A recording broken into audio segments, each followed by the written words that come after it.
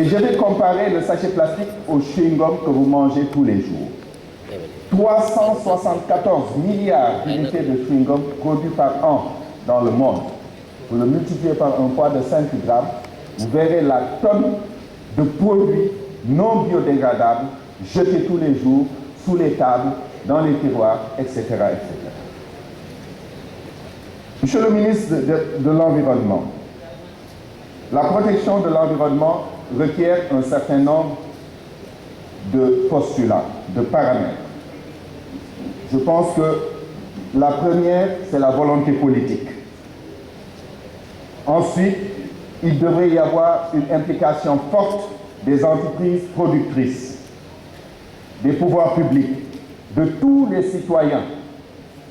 Il devrait y avoir une évolution des mentalités et un changement de comportement.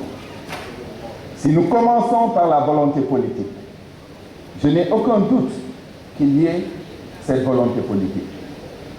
Ce qui me refroidit, c'est la faiblesse du budget du ministère de l'Environnement. Comment protéger l'environnement du Sénégal avec des budgets aussi faibles? Ce qui me préoccupe, c'est aussi ce dialogue de sourds entre l'État et les importateurs de véhicules qui veulent tout le temps qu'on augmente l'âge des véhicules importés, sachant que l'une des sources de pollution les plus grandes, ce sont les véhicules, surtout les véhicules qui roulent au diesel. Et enfin, comment comprendre la montagne de pneus usagés qu'importe le Sénégal? Monsieur le ministre, en ce qui concerne les entreprises, il est de notoriété publique que globalement, les entreprises sénégalaises polluantes sont dans une irresponsabilité totale. Pas de traitement des effluents. Très souvent, les eaux pluviales sont confondues avec les eaux usées. Aucune approche d'éco-conception, d'utilisation du papier. À commencer par l'Assemblée nationale. Convocation par papier dans nos tiroirs, convocation par papier à l'intérieur de l'hémicycle. Le papier, chaque fois que vous utilisez un papier, vous avez tué un arbre. Quelles sont les dispositions prises par les pouvoirs publics pour protéger l'environnement? Aujourd'hui, malgré notre appartenance à la zone sahélienne, le Sénégal continue à donner des permis de coupe.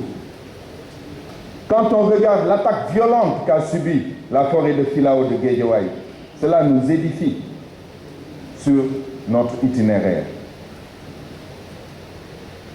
Aujourd'hui, on autorise à des entreprises d'importer des déchets plastiques venant de l'étranger pour les traiter au Sénégal.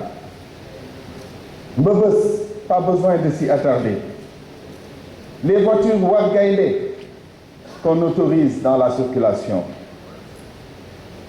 Il faut que les citoyens sénégalais changent de comportement et fassent évoluer leur mentalité. Il suffit de lire un passage de votre rapport lorsque vous êtes passé en commission pour toucher du doigt le niveau de contradiction dans lequel on évolue.